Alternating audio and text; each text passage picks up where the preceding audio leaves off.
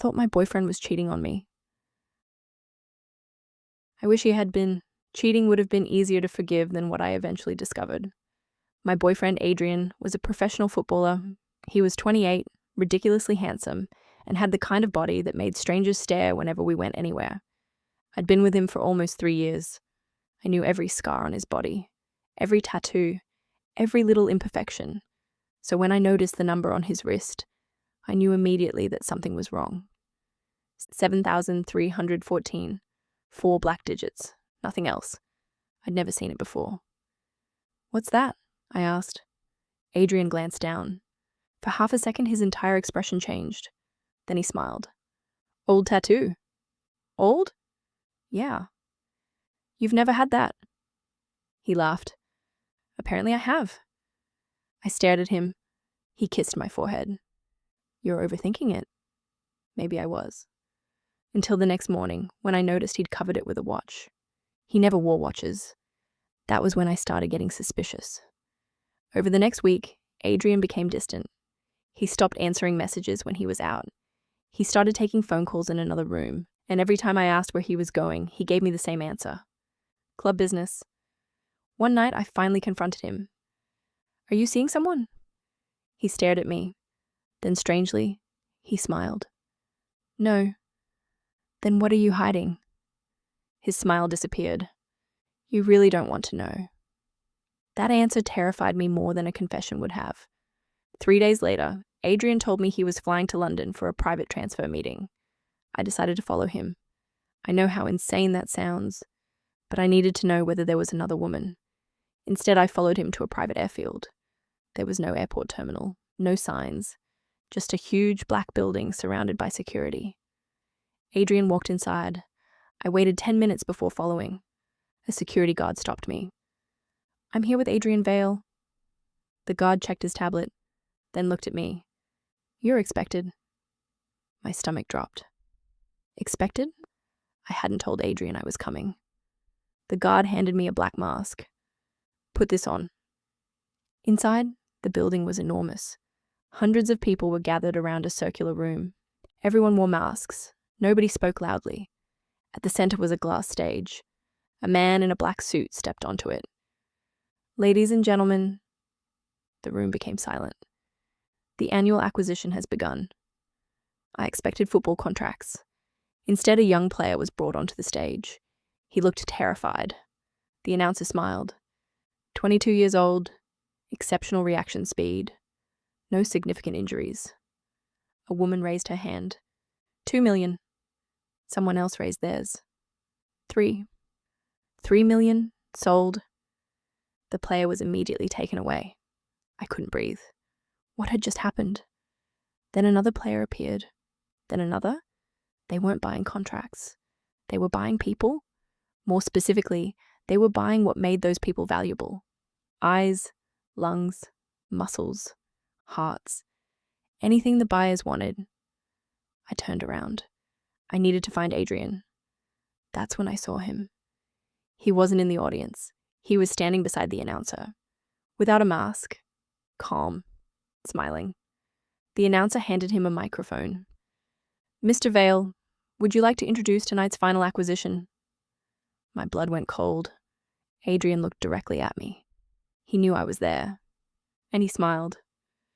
"Of course." 2 guards brought a footballer onto the stage. I recognized him immediately. It was Adrian's former teammate. The man was barely conscious. Adrian walked toward him. 26 years old, he said calmly. Excellent cardiovascular condition. No history of substance abuse. Outstanding physical recovery. The room listened. I couldn't. "Adrian." He looked at me. Then he said something I'll never forget. "You're finally here." My legs almost gave out. "You..." I couldn't finish. He walked off the stage and toward me. I backed away. "You're doing this?" He didn't answer. "You're selling them?" "I own the company." The room seemed to disappear. "What?" Adrian sighed. "I didn't want you finding out this way." I laughed. It wasn't a happy laugh. "You've been kidnapping footballers?" "No." Then what the hell is this? Most of them volunteered. I stared at him. You're insane. He shook his head. Do you know how much a professional athlete is worth? He pointed toward the stage. Not their salary, not their endorsements. He tapped his chest. Their biology. He explained it like he was discussing stocks. Elite athletes had bodies that wealthy people would pay fortunes to obtain. Faster recovery, stronger hearts, better lungs, stronger bones. The company had spent years developing a procedure that could transplant specific biological traits. It was illegal. It was horrifying. And it was incredibly profitable. Why the numbers? I whispered. Adrian looked at his wrist. Every person who enters the program gets one. I suddenly understood. His number wasn't identifying the victim. It identified his position in the company. 7,314. Director? Acquisitions. Level 4. I'd spent days thinking it belonged to another woman. It was his employee number. I felt sick. You lied to me. I protected you. You murdered people. His expression hardened. I never killed anyone. Then what happens when someone says no? He didn't answer. That was answer enough. I turned and ran. A guard grabbed me. Let her go, Adrian said. The guard released me. I stared at him. Why? Adrian walked closer. Because I knew you'd find out eventually. Then why let me leave? He smiled. Because I need you to understand something. He took my phone from my hand. I hadn't even realized he'd taken it. You've been recording? My heart stopped. He turned the screen toward me. The camera was still running. Every word, every face, every transaction. Everything was recorded. You wanted proof? He said. So I'm giving you proof. I stared at him. Why? His smile vanished. Because tomorrow this place disappears. What? The building, the company, the accounts. He stepped closer, and everyone who knows about it. I realized what he meant. He wasn't planning to let anyone leave. The doors locked. Around us, the masked guests began shouting. Security moved through the crowd. Adrian looked at me one final time. You were never supposed to be involved. Then the lights went out. I ran. I don't remember how I escaped. I remember breaking through a service door. I remember running across the airfield. I remember hearing gunshots behind me, and I remember holding my phone. The recording was still there. I uploaded it before Adrian could stop me. Within minutes, the video was everywhere. News stations picked it up. Police surrounded the airfield. Hundreds of people were arrested. The company collapsed overnight. But Adrian was gone. They never found him. For months, I tried to convince myself it was over.